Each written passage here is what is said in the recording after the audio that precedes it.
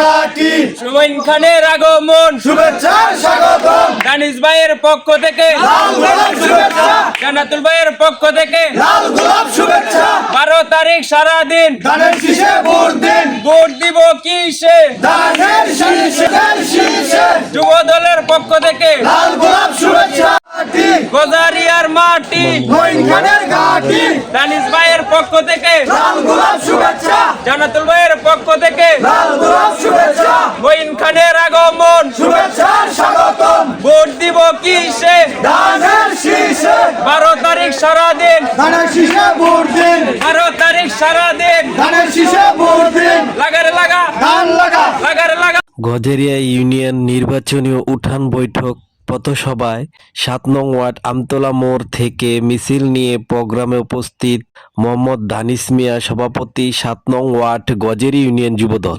এ সময় বক্তব্য রাখেন মোহাম্মদ দানিশ মিয়া সভাপতি ৭ নং ওয়ার্ড গজেরিয়া ইউনিয়ন যুবদল।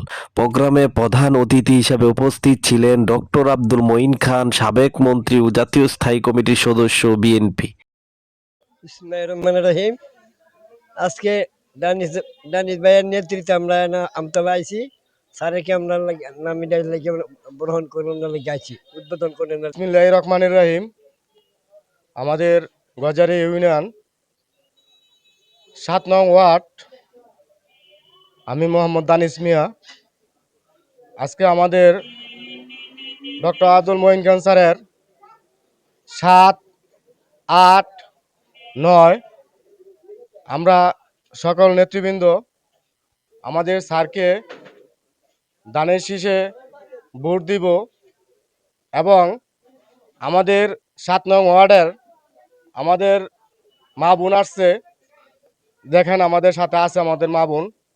আমাদের মা বোনেরা আমাদের স্যারকে অনেক ভালোবাসে এবং এই ভালোবাসি হিসাবেই আমাদের মা বোনেরা আমাদের সাথে আছে। কারণ আমাদের মা বোনেরা ডক্টর আব্দুল মঈন খান স্যাররা আমরা ছোটোবেলা থেকে দেখছি আমাদের স্যারকে আমাদের মা বোনেরা ভালোবাসে। তো আমরা ৭ নং ওয়ার্ড থেকে আমরা এখন আমাদের স্যারের ভুইয়ার মোড় এখান থেকে আমরা যাব আমাদের মা বোন এবং আমাদের এই কাকা, আমাদের ভাই ভাতিজা সবাইকে নিয়ে আমরা ইনশাল্লাহ আমাদের স্যারকে নিয়ে আমরা স্বাগতম জানাবো। আর 12 তারিখ সারাদিন আমরা ডক্টর আব্দুল মঈন খান স্যাররে ভোট দিব, জয়যুক্ত করব। আমরা সবার ঘরে ঘরে যাব, মা বন্ধুদেরকে নিব, আমাদের বাপ চাচা ভাই বোন যারা আত্মীয় স্বজন আছে সবাইদেরকে আমরা ইনশাল্লাহ আমরা ভোট কেন্দ্রে যাব, ভোট নিব, কেন্দ্রে নিয়ে যাব, আমাদের স্যারকে ভোট দিব। আমাদের স্যারকে যদি ভোট দিয়ে জয়যুক্ত করতে পারে তাহলে ইনশাল্লাহ আমাদের ডক্টর আব্দুল মঈন খান স্যার গজারিয়া এবং জিনারদি এবং আমাদের পুরা ফলাস থানা ইনশাল্লাহ আমাদের স্যার সুন্দরভাবে সবাইকে উন্নয়নের একটা করব, যাতে আমাদের সাধারণ জনগণ শান্তিমতো চলতে পারে। বিসমিল্লাহির রহমানির রহিম।